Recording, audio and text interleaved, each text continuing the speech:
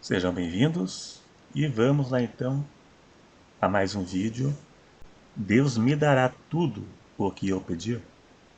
Tudo que você pedir a Deus, Ele dará? Tem coisas que Ele dará e outras que talvez Ele dará se for da vontade dEle.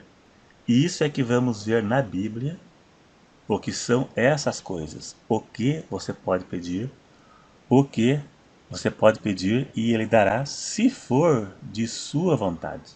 Ou seja, nem tudo que pedirmos a Deus, Ele dará.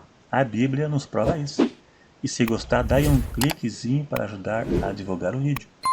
E se não for inscrito, se inscreva. Jesus disse, tudo o que pedirdes em meu nome, crendo receberão. Mas em 1 João 5,14, diz que se pedirmos alguma coisa, segundo a sua vontade, Ele nos ouve. Veja que diz, segundo a sua vontade. Ou seja, se for da vontade de Deus, Ele dará. Se não, não dará. Jesus disse na oração do Pai Nosso que seja feita a sua vontade. Ou seja, seja feita a sua vontade e não a nossa. Não é exatamente o que muitas igrejas ensinam por aí só para atrair público e pegar o seu dízimo. A Bíblia é um livro para ser interpretado. Temos que obedecer às regras de interpretação, regras de hermenêutica bíblica para interpretar textos difíceis. Muitas coisas que estão escritas na Bíblia, para chegarmos à interpretação correta, temos que recorrer a textos paralelos que tratam do mesmo assunto. Se referindo aos dois versículos que eu citei, fica claro que Deus te dará tudo o que você pedir, desde que seja da vontade dele. Senão, não. O primeiro é aquilo que você pedir e terá certeza que vai receber, porque já é uma promessa da parte de Deus. Se você pedir, Ele dará. Porque pedir para que Deus venha suprir suas necessidades na alimentação, no vestuário, ter vida espiritual para servi-lo, resistir o mundo e o pecado, pedir casamento, emprego, bênçãos espirituais, e isso você terá certeza que será ouvido, pois são coisas que são da vontade de Deus para todos. Ele dará aquilo que você pedir. A provisão é uma promessa de Deus que ele suprirá as suas necessidades, tanto na alimentação como também no vestuário. Mateus 6, verso 25. Por isso vos digo, não andeis cuidadosos quanto à vossa vida, pelo que haveis de comer ou pelo que haveis de beber, e nem quanto ao vosso corpo, pelo que haveis de vestir. Não é a vida mais do que o mantimento e o corpo mais do que a vestimenta? Ou seja, Deus vai suprir suas necessidades, tanto na alimentação quanto no vestuário. Leia o capítulo 6 de Mateus. Eu li só um versículo, mas tem mais antes e depois. Eu acho que mais depois desse, do 25, tem mais ainda. Agora, coisas que talvez ele dará, se for da vontade dele, uma delas é riquezas. Jesus disse, buscai primeiro o reino de Deus e a sua justiça, e as demais coisas vos serão acrescentadas. Mateus 6,33. Então, buscar riquezas, você não tem certeza que ele te dará. Bens materiais, isso você entrega na mão dele. Se for de sua vontade, ele vai dar. Se não, não. Muitas igrejas fazem ao contrário do versículo que eu li. Buscam primeiro as outras coisas e depois o reino de Deus. Sendo que Jesus disse para buscar primeiro o reino de Deus e o resto será acrescentado. A Bíblia não ensina a pedir riquezas. Veja o que Paulo nos ensinou. 1 Timóteo 6, verso 8 ao 11. Veja na sua tela. Tendo, porém, sustento e com que nos cobrirmos, estejamos com isso contentes. Mas os que querem ser ricos caem em tentações e em laços, e em muitas concupiscências loucas e nocivas, que submergem os homens na perdição e ruína. Agora veja, porque o amor ao dinheiro é a raiz de toda a espécie de males.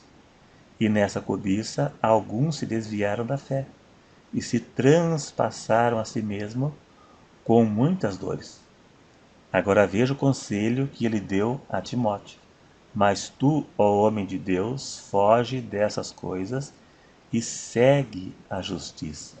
Veja que Paulo aconselhou a Timóteo a fugir destas coisas e se contentar com o necessário para a sua sobrevivência. Não me refiro a pedir para Deus uma casa própria, né, um carrinho para você passear, viajar. Não é isso. Pedir riquezas, como tem muitos ricos por aí. Nem todas as pessoas têm estrutura para ser ricos. Muitas pessoas, quando ganham na loteria, a sentença de condenado já está assinada. Não é pecado ser rico, mas ele vai cair no pecado a ponto de não retornar mais à verdade. Veja exemplo de jogadores, atores, cantores, quando ficam famosos e ricos, largam suas mulheres e caem no mundo a adulterar muito, fazer muita coisa errada e perdem a salvação. Não é pecado ser rico.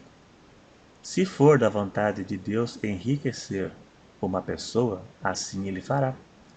Pobreza não é sinal de pecado, da mesma forma que riqueza não é sinal de comunhão com Deus, e nem de que a pessoa seja salva. Se você pedir riquezas para Deus, não existe nenhuma garantia bíblica que Ele vai te dar. Se você fizer a campanha da prosperidade na esperança de ganhar bens materiais, não tem nenhuma garantia que Deus vai te dar, pois na Bíblia não existe promessa de enriquecimento para todos. A única garantia é que Deus vai suprir suas necessidades, pois isso é uma promessa para todos. Todos que têm comunhão com Deus, Deus garante que vai prover tudo para a pessoa. Jesus disse na oração do Pai Nosso: o pão nosso de cada dia nos dai hoje. Jesus se referiu ao pão nosso de cada dia, ao pão que supre nossas necessidades, e não a padaria inteira. Não que Deus não possa te dar uma padaria, né? Mas o que se referiu aqui na oração do Pai Nosso. Deus vai te sustentar. Antes de Deus colocar Adão e Eva no jardim, Deus fez o jardim. Deus preparou tudo para que eles fossem sustentados. Deus proveu roupa para o casal. Israel no deserto, Deus sustentou o povo no deserto, como alimento, guiou o caminho deles, como água e tudo mais, né? Deus é o Deus da provisão. Deus te provê, Deus te sustenta. Não podemos negar que o crente uma hora pode passar por dificuldades, né? É normal, mas para sempre não vai durar. A teologia da prosperidade não é bíblica. Ela ensina que você não deve se conformar por ser pobre, não se conformar com doenças, e você deve exigir de Deus.